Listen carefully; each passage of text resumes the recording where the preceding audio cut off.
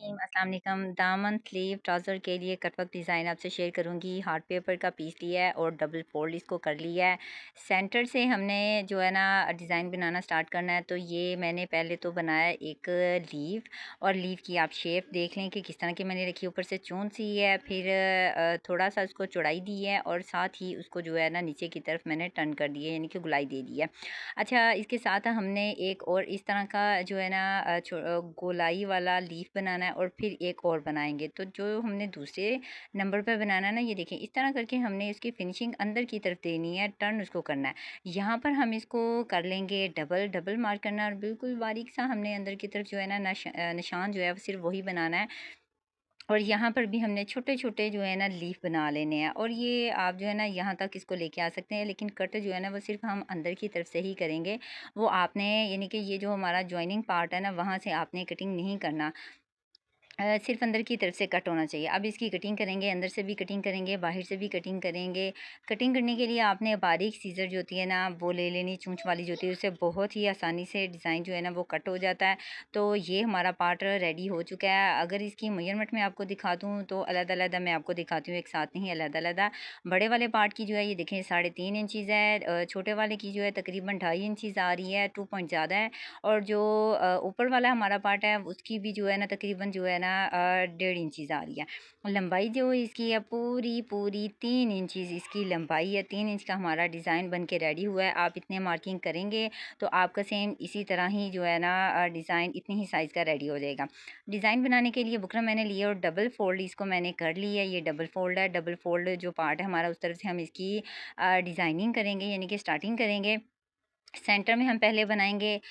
ये जो मैंने इसकी ली है लेंथ वगैरह ली है ना, मैं अगर आपको इसकी लेंथ बता दूं तो लेंथ मैं हमेशा आपको अपने हर डिज़ाइन में हर वीडियो में बताती हूँ कि अपने साइज़ के अकॉर्डिंग लिया करें, क्योंकि मैं अपने साइज़ के हिसाब से ही इसको बनाती हूँ। इसकी अगर हम लेंथ ले लें तो ये लेंथ जो मेरे पास है ना 5.5 इंचज़ है। और जो इसकी ये साइड है ना, ठीक है, इसकी जो चौड़ाई आ रही है, ये चौड़ाई मैंने अपने दामन स्लीव जहाँ पर भी मैं डिज़ाइन ये बनाऊँगी उसके हिसाब से है। अब सेंटर से मैंने कहा था कि हमने स्टार्ट करना, तो ये सेंटर है हमारा, यहाँ से हम इसकी स्टार्टिंग करेंगे। बिल्कुल आपने ऐसे इसको रखना है, और ये भी चीज़ आपने डबल फोल्ड करके ही रखनी है। जिस तरह हमने इसकी मार्किंग की थी ना वैसे ही इसको फोल्ड कर लेंगे, और बुकरम को भी फोल्ड ही रखना है। फिर ये हाफ हमारा जो है डिज़ाइन ड्रॉ होगा, एक तरफ ही हम अपना डिज़ाइन ड्रॉ करेंगे। तो सारी बात है, जब कटिंग होगा तो दूसरी तरफ खुद ब खुद ही वैसा हमारा डिज़ाइन कट हो जाएगा। ज़्यादा हमें टाइम वेस्ट करने की ज़रूरत नहीं है, मेहनत करने की ज़रूरत नहीं है। तो अंदर से भी हम इसकी मार्किंग कर लेते हैं, और जब आपने ड्रॉ करना है तो इसको हम खोल लेंगे। अच्छा, जब आपने इसकी मार्किंग करनी है ना, तो जो चोंच वाला पार्ट है वो हमारा नीचे वाला दामन वाली साइड पे आएगा, और जो गुलाई वाला पार्ट आ रहा है ना वो हमारा ऊपर की तरफ आएगा। तो ये देखें, ये जो गुलाई हमारी आ रही है ये नीचे की तरफ जो है आ रही है। तो ये जो है ना हमारी ऊपर की तरफ आएगी, ठीक है। चोंच हमारी जो है ना वो नीचे की तरफ फिनिशिंग जो होती है दामन की वहाँ पर आएगी।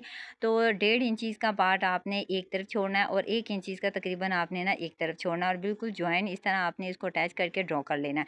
फिर से हम जब बनाएंगे तो ये देखें एक जो है हमारा पार्ट बिल्कुल थोड़ा सा जो है ना वो आ रहा है, नीचे की तरफ आ रहा है। तो कोई इशू नहीं है। सेंटर से स्टार्ट करने का मकसद यही होता है कि अगर आपका एक तरफ का पार्ट हाफ आ रहा है तो जारी बात है दूसरी तरफ भी हाफ ही आएगा ना, तो सेंटर से इसकी मार्किंग किया करें। अच्छा, ये चीज़ हमारी जो है ना रेडी हो चुकी है। अब हमने इसको आपस में ज्वाइन करना। नीचे से हमने कैसे इसको ज्वाइन करना, तो यहाँ पर हम कट्स बनाएंगे। कट्स हमने छोटे छोटे नहीं बनाने हैं, थोड़े बड़े करके बनाने हैं, लेकिन बिल्कुल लाइट सी हमने इसकी शेप रखनी है। इस तरह करके हम दोनों को आपस में अटैच कर लेंगे। यहाँ पर हम लेके जाएंगे और यहाँ से फिर से थोड़ा सा हम फासला छोड़ेंगे, और फिर से यही चीज़ हम इसके साथ अटैच कर देंगे। अब ये एक तरफ से हमारी ऐसी मार्किंग है ना, तो दूसरी तरफ भी सारी बात है। जब हमारा कट आएगा ना फिर देखिएगा अगर कितना खूबसूरत हमारा डिज़ाइन लग रहा है। जब इसकी फुल कटाई होगी तो बहुत ही ये जो है ना इसको टोटल फिनिशिंग देने के बगैर ही ये बहुत ही खूबसूरत लगेगा। अच्छा, अब इसकी कटाई कर लेते हैं, कटिंग करते हैं। तो कटिंग हमने जो ये देखें ये डबल फोल्ड है ना, और एक तरफ से ही मैंने इसकी मार्किंग की है, दूसरी तरफ से खाली है ये। तो हम इसकी कटाई करते हैं, यहाँ से ये अंदर से कटिंग करेंगे। और ये जो कट्स हमारे बने हुए हैं ये वाला पार्ट हमें चाहिए, ये अपने कट नहीं करना, ठीक है। ये पार्ट कट नहीं करना, ये अंदर से कटिंग करना है। छोटे छोटे ये लीफ कटिंग करेंगे, और ये ऊपर वाला जो पार्ट है ना ये हमने कटिंग कर देना। टोटल हमने ये चीज़ कटिंग करनी है, और कुछ भी आपने कट नहीं करना। तो डिज़ाइन हमारा ये देखिए इस तरह कट हो चुका है। ये डबल फोल्ड है, मैं आपको खोल के दिखाती हूँ कि किस तरह की लुक दे रहा है। तो ये देखें माशाल्लाह माशाल्लाह बहुत ही खूबसूरत इसका जो है ना कट रेडी हुआ है। ये देखिए कितना प्यारा लग रहा है। अब हम इसको जो है ना अपने ट्राउज़र या स्लीव दामन जहाँ पर भी आपने इसको बनाना है वहाँ पर हम इसको कपड़े पर पेस्ट कर लेंगे। लॉन का कपड़ा मैं यूज़ कर रही हूँ, प्रिंटेड है और इसके ऊपर मैंने इसको लगा लिया है और इस तरह इसका जो है ना नीचे की तरफ हमने ये चूंच वाली साइड हमारी नीचे की तरफ आएगी। अब यहाँ पर जो है ना पहले तो हमने ये करना था कि यहाँ पर हमने इसको जो है ना सिलाइयाँ लगानी थी, लेकिन मुझे जो है ना वो थोड़ा भूल गया। तो मैंने क्या किया, मैंने जो है ना पहले इसको कट्स लगा दिए। ठीक है, मैंने कट्स लगा दिए इसको। तो मैं आपको दिखाती हूँ, ये देखें मैंने एक्स्ट्रा जितना भी कपड़ा था वो मैंने कटिंग किया और अंदर मैंने गहरे गहरे कट्स लगा दिए। तो कोई इशू नहीं है, कोई परेशानी नहीं है। हम ये काम पहले करके भी अपना जो अंदर का काम है वो कर सकते हैं। तो अंदर का काम करते हैं। अंदर हमने सिलाइयाँ लगानी, बाहर की तरफ सिलाइयाँ लगानी है और यहाँ पर भी हमने जो है ना सिलाइयाँ लगा देनी है। बिल्कुल बुकरम के ऊपर ऊपर किनारे पर बुकरम के ऊपर आपने सिलाइयाँ लगानी है। कपड़े के ऊपर आपने कोई भी स्टिच कोशिश करनी है कि नहीं आए। और क्योंकि एक तो ये है कि हमारा कपड़ा कटा हुआ है और अगर ना भी कटा होता फिर भी बुकरम के ऊपर ऊपर ही आपने इसकी जो है ना सिलाइयाँ लगानी थी। सिलाइयाँ लगाने के लिए मैं यूज़ कर रही हूँ ये मेरे पास कंट्रास्ट में कर रही हूँ, पिंक कलर का है, हल्का हल्का पिंक जो नारंगी सा पिंक होता है ना ये वो है, पर्पल सा। तो 4 सिरे मैंने इसके लगाए हैं, रेशमी धागा नहीं है। अक्सर मुझे कहती हैं कि रेशमी धागा ना मिले तो फिर क्या करें। तो फिर सारी बात है आप नॉर्मली जो धागा होता है वही लगा लें। मैं भी वही ही लगा रही हूँ और ये देखें कट्स मैंने पहले ही लगा लिए हैं, जो कि थोड़ा सा कभी कभी होता है। मेरे लिए तो कोई मुश्किल नहीं है कि मैं इसको ऐसे जो है कट्स लगे हुए डिज़ाइन को स्टिच करूँ, कोई मुश्किल वाली बात नहीं है। लेकिन अगर आपको लगता है कि ये मुश्किल है तो ऐसा कुछ भी नहीं है। जहाँ से आपने स्टार्टिंग करनी है वहाँ पर आपने धागा ऐसे खींच के बाहर निकाल देना है और फिर इसकी अंदर की तरफ वैसे तो हमने जब इसको बुकरम के ऊपर बनाया वैसे ही इसको जो है ना कट हमने लगाए हैं ना, लेकिन जैसे हमने इसको कागज़ के ऊपर बनाया था डबल हमने इसकी मार्किंग की थी, अंदर की तरफ भी और बाहर की तरफ भी हमारी नज़र आ रही थी। ऐसे ही हमने इसको स्टिचिंग करते वक्त इसकी लुक देनी है। अंदर की भी आपने सिलाइयाँ लगानी है और बिल्कुल सेंटर में जो है ना पॉइंट होना चाहिए, यानी कि सेंटर में सारी सिलाइयाँ जो है अगर जॉइन और भी हो भी रही हैं ना तो कोई बात नहीं है। आपने बस ये ख्याल करना है कि जहाँ पर स्टार्टिंग हो रही है, जहाँ पर एंडिंग हो रही है, वहाँ पर आपने रफ एरिया की तरफ निकाल कर धागा फिर आपने उसकी घेरा लगा देनी है और बुकरम के ऊपर ऊपर आपने जो है इसका काम करना है, इसकी सिलाइयाँ लगानी है। रेशमी धागा अगर नहीं मिल रहा तो आपने नॉर्मली धागा, ये नॉर्मली धागा सिंगल धागा मैंने ऊपर लगाया हुआ है और उसी धागे को मैंने 4 सिरे करके नीचे लगा दिया है। ऊपर का धागा आपने टाइट कर देना है, फिर ही आपका नीचे का धागा अच्छे से आएगा और थोड़ा सा जो टांका है ना हमारा आपने वो छोटा कर देना। उससे ये है कि वो बारीक बारीक सी उसकी सिलाई आएगी और बिल्कुल जिस तरह मोती होते हैं इस तरह की लुक देगा, जो कि बहुत ही अच्छी जो है ना उसकी लुक आती है। बस थोड़ा सा आपने करना है, बड़ा इसको नहीं करना, थोड़ा सा छोटा, बिल्कुल थोड़ा सा एक पॉइंट आप लगा लें और ऊपर का जो है ना वो भी आपने थोड़ा सा टाइट करना है और रफ़ कपड़े के ऊपर एक दफ़ा सिलाई लगा के चेक कर लिया करें कि धागा आपका सही आ रहा है। फिर आप जो है ना जो डिज़ाइन बनाना होता है उसके ऊपर ट्राई किया करें। डायरेक्ट डिज़ाइन के ऊपर नहीं बनाया करें। जब आप धागा नीचे 3 सिरे 2 सिरे या 4 सिरे लगाते हैं ना तो ऐसे नहीं करते। इस तरह ये है कि बार बार उसको धेरने से डिज़ाइन ख़राब हो जाता है। तो अगर आप उसको एक दफ़ा लगा लेंगे स्टिच किसी और कपड़े पर तो कोई इशू तो नहीं है, आपको समझ आ जाएगी कि हमारा धागा अभी रेडी नहीं है। अगर उसमें कोई टांका वगैरह ख़राब आ रहा है, सही नहीं आ रहा, तो फिर आप उसको सही भी कर सकते हैं। तो इस तरह किया करें क्योंकि इतनी मेहनत से डिज़ाइनिंग होती है, फिर जाकर कहीं जो है ना एक अच्छा खूबसूरत लुक देने वाला डिज़ाइन रेडी होता है।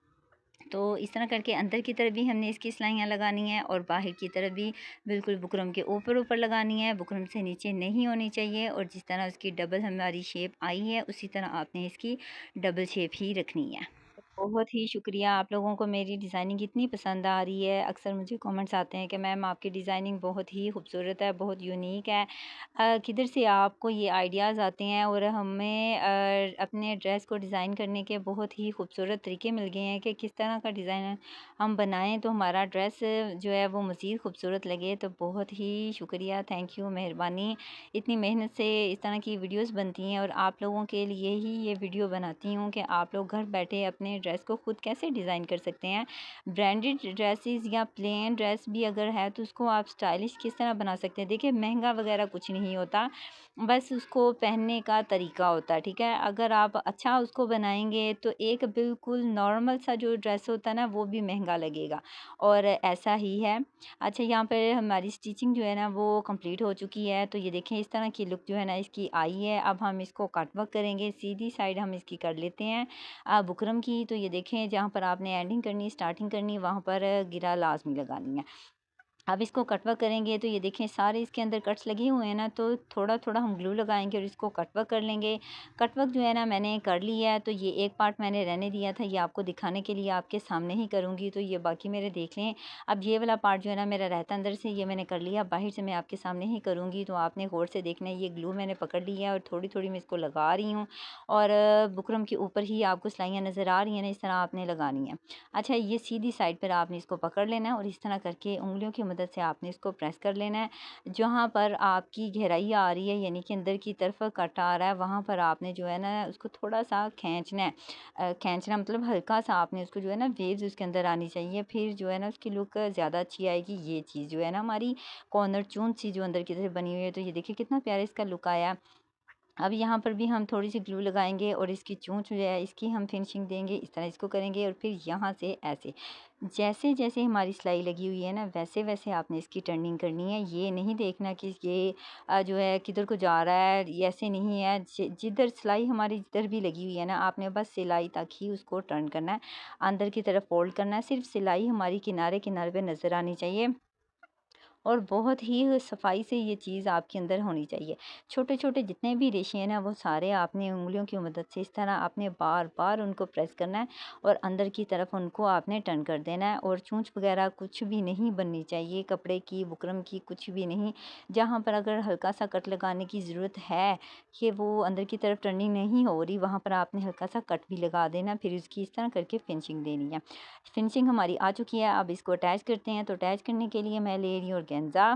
ये मेरा जितना साइज़ है उतना ही मैंने लिया है। इसको रखेंगे नीचे, डिज़ाइन को रखेंगे ऊपर।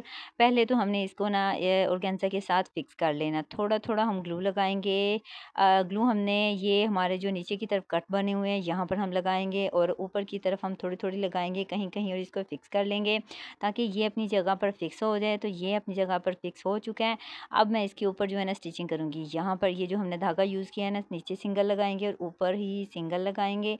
जिस तरह के हम कपड़े स्टिच करते हैं उस तरह हम इसको जो है ना स्टिच कर लेंगे। ऊपर ऊपर से सारा हम करेंगे, नीचे से अंदर से भी हम सारा टोटली इसको स्टिच करेंगे। सिंगल धागे से ही स्टिच करना है। जहाँ पर अगर बिलफर्ज हल्का फुल्का कपड़ा कुछ भी धागा नज़र आ रहा है बाहर की तरफ, तो आपने उसको अंदर की तरफ करना है, फिर इसके ऊपर स्टिच लगाना। तो ये ऊपर ऊपर जो स्टिच मैंने लगाया हुआ है ना उसी के ऊपर मैं लगा रही हूँ। सेम वही धागा है, रेशमी धागा नहीं है। सिंगल धागा ऊपर और सिंगल धागा नीचे है। उसी धागे को जो है ना मैंने 4 सिरे करके डिज़ाइनिंग की थी, अब सिंगल करके उसको इसके साथ फिक्स कर रही हूँ। तो आप इसको आधा आधा करके भी कर सकते हैं, तो एक साथ भी सारा एक कंप्लीट कर लें। अंदर की तरफ भी हमने सिलाइयाँ लगानी है ना, तो ऐसे भी कर सकते हैं। जैसे आपको ईजी लगे वैसे आपने इसकी जो है ना फिक्सिंग कर लेनी है।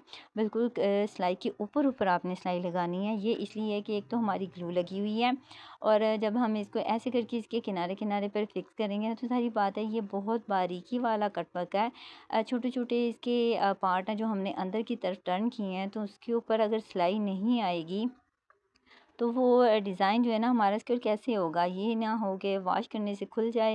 ये है कि आपकी ग्लू अच्छी होनी चाहिए। ग्लू आपकी अच्छी होगी तो आपका काम भी जो है ना वो तसल्ली बख्श होगा।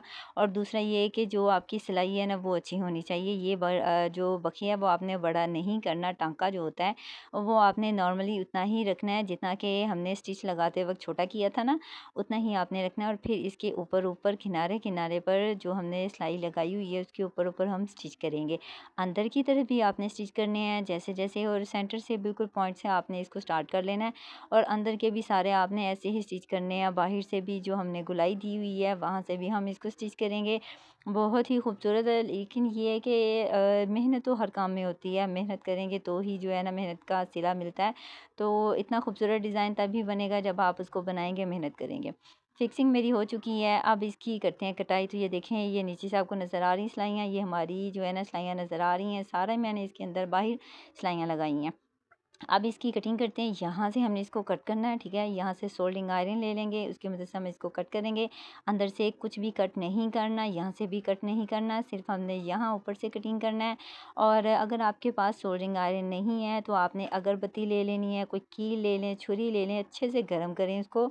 और फिर आप इसको ये ऊपर वाले जो हमारे पार्ट हैं इसको कटिंग करें। नीचे आपने कोई लकड़ी का बोर्ड या गत्ता वगैरह रख लेना है और 2 उँगलियों से आपने इस तरह उसको थोड़ा टाइट करके रखना है और फिर आपने इसकी कटाई करनी है। बिल्कुल जिस तरह इसकी शेप बनी हुई है उसी तरह हम इसकी कटाई करेंगे। बहुत ही आराम सुकून से आपने काम करना है, खींचना खूंचना नहीं है, ना ही इसमें लम्स वगैरह बनने चाहिए। अगर आप इसको ज़्यादा खींचेंगे तो इसमें बारीक-बारीक चून्स वगैरह सी और तारें सी बन जाती हैं, वो चीज़ नहीं होनी चाहिए। बड़े सुकून से आपने काम करना है। इतनी मेहनत से ये डिज़ाइन बनाया और फिर अगर इस तरह का कोई काम हो जाए तो फिर ज़ाहिर बात है मेहनत तो जो है ना उसके ऊपर तो फिर पानी फिर गया ना। तो आपने जो है ना बड़े आराम से ये काम करना है। इस तरह करके आप काम कर लें और बिल्कुल किनारे-किनारे पर आपने करना है और कोई जल्दी नहीं है। और एक बात और कि अगर आपके पास ये चीज़ नहीं है, ठीक है, नहीं है, कील वगैरह छुरी वगैरह नहीं आपको मैसर हो रही, तो कोई बारीक सी तार होती है, तार वो ले लेनी है। कोई बारीक सी लोहे की चीज़ हो और उसको आपने अच्छे से गर्म कर लेना है। किसी चीज़ से पकड़िएगा ताकि वो हाथ जो है ना वो आपका ना जले। किसी चीज़ से पकड़ के अच्छे से आपने उसको गर्म कर लेना है। जो प्लास होता है उससे पकड़ लें और फिर जो है ना आप कट पकड़ सकते हैं। ये भी एक चॉइस है कि अगर आपके पास नहीं है सोल्डरिंग आयरन तो इससे भी आप काम कर सकते हैं। कट वर्क मेरा हो चुका है और ये देखिए दोनों साइड पे जो है ना थोड़ा-थोड़ा फासला मैंने छोड़ा हुआ है। ये स्लिट बनाने के लिए है, चाक जो होते हैं। सेंटर में हम लगाएंगे बीड्स और नीचे की तरफ लगाएंगे हम यहाँ पर टसल। टसल मैंने पहले से बना के रखे हुए हैं। ये भी कंट्रास्ट है, यानी कि धागा, ये सिल्क नहीं है, ये देखिए धागा है जिसे हम स्टिचिंग करते हैं। 3-4 कलर है मेरे, तो वही मैंने यूज़ किए हैं। अब यहाँ पर हम ये टसल लगाएंगे, बिल्कुल चूंच के ऊपर हम लगाएंगे। और जो हमारे ये डिज़ाइनिंग है इसके सेंटर में हमने एक-एक मोटा-मोटा पल्स लगा दें, ठीक है। यहाँ पर हम लगाएंगे, मोटे-मोटे हमने लगाने हैं, छोटे वाले नहीं लगाने। तो वो बीड्स और मेरे टसल्स लग चुके हैं और बहुत ही खूबसूरत हमारा डिज़ाइन बन के रेडी हो चुका है। देखिए कितनी प्यारी इसकी फिनिशिंग आई है। आप इसको स्लीव पर, दामन पर, कैप्री पर बना सकते हैं। यही चीज़ कट पक के तौर पर आप अलहदा कर लें। ये जो हमारे लीफ वगैरह बने हुए हैं और ऑर्गेन्जा के किसी दुपट्टे के ऊपर लगा दें तो ब्रांडेड डिज़ाइनर दुपट्टा भी घर में रेडी हो जाएगा। आप इसको ज़रूर ट्राई करें। बहुत ही खूबसूरत डिज़ाइनिंग आइडिया है जो मैंने आपको दिया है और बहुत ही डिटेल से मैंने आपको बताया कि आपने किस तरह इसको बनाना है। ज़रूर इसको ट्राई करें। डिज़ाइनिंग अच्छी लगी हो तो वीडियो को लाइक और शेयर भी करें, कमेंट करें और दूसरों को भी ज़रूर बताइएगा डिज़ाइनिंग कैसी लगी, ये भी कमेंट में ज़रूर बताइएगा। अल्लाह हाफ़िज़।